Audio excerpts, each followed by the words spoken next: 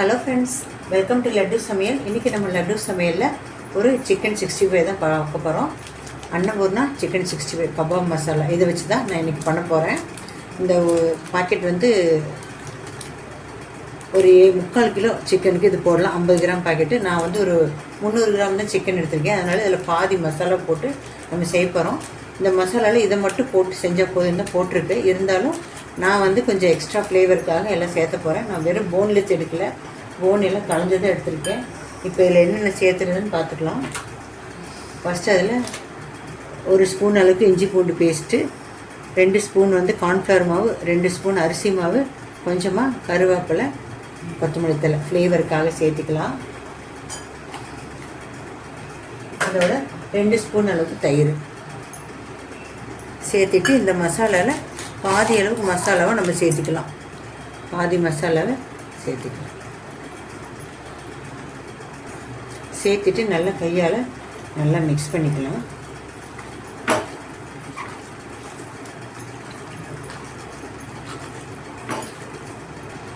நல்லா மிக்ஸ் பண்ணிட்டோம். இப்போ உப்பு செக் பண்ணிக்கோங்க. உப்பு கரெக்டாக இருக்கும். மசாலாவில் ரெடிமேட் மசாலா போட்டதுனால பத்துலாம் செக் பண்ணி போட்டுட்டு ஒரு அரை மணி நேரம் அதை அப்படியே வெளியிலையோ ஃப்ரிட்ஜ்லேயோ ஊற வச்சுக்கலாம். அதுக்கப்புறம் பொரிச்சிக்கலாம். ஒரு 1/4 லெமன் பிழிஞ்சிக்கலாம் சாறு.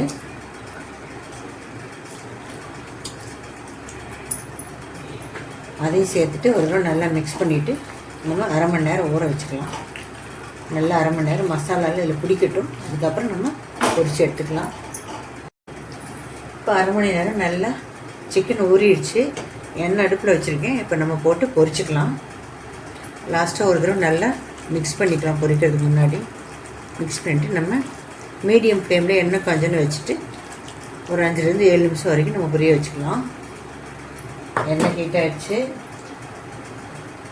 நம்ம போட்டுக்கலாம்.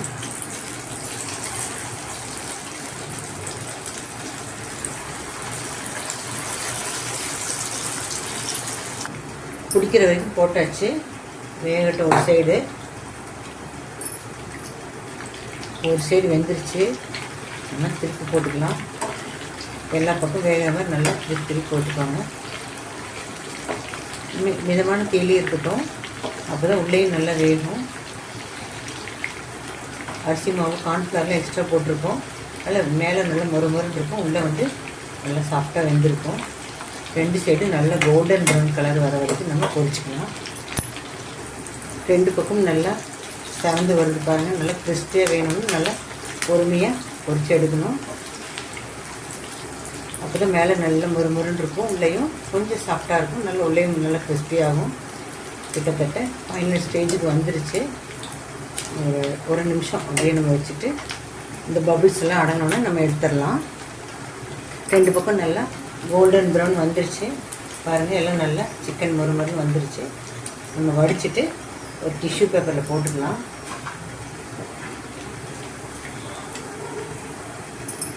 அவ்வளோதான். பாக்கி இருந்ததையும் பொரிச்சிட்டோம். லாஸ்ட்டாக கொஞ்சமாக கருவேப்பிலை போட்டு பொரித்து எடுத்துட்டோம். அவ்வளோதான். நம்முடைய சூப்பரான அன்னபூர்ணா மசாலா சிக்கன் 65 அட்டகாசமாக ரெடி ஆகிடுச்சு. இப்போ சர்வ் பண்ணிடலாம். நீங்களும் இதே மாதிரி ட்ரை பண்ணி பாருங்கள். பிடிச்சிருந்தால் லைக் பண்ணுங்கள், ஷேர் பண்ணுங்கள், கமெண்ட் பண்ணுங்கள். என்னோடய சேனலை சப்ஸ்கிரைப் பண்ணுங்கள். மறக்காமல் பெல் ஐக்கானை கிளிக் பண்ணுங்கள். தேங்க்ஸ் ஃபார் வாட்சிங்.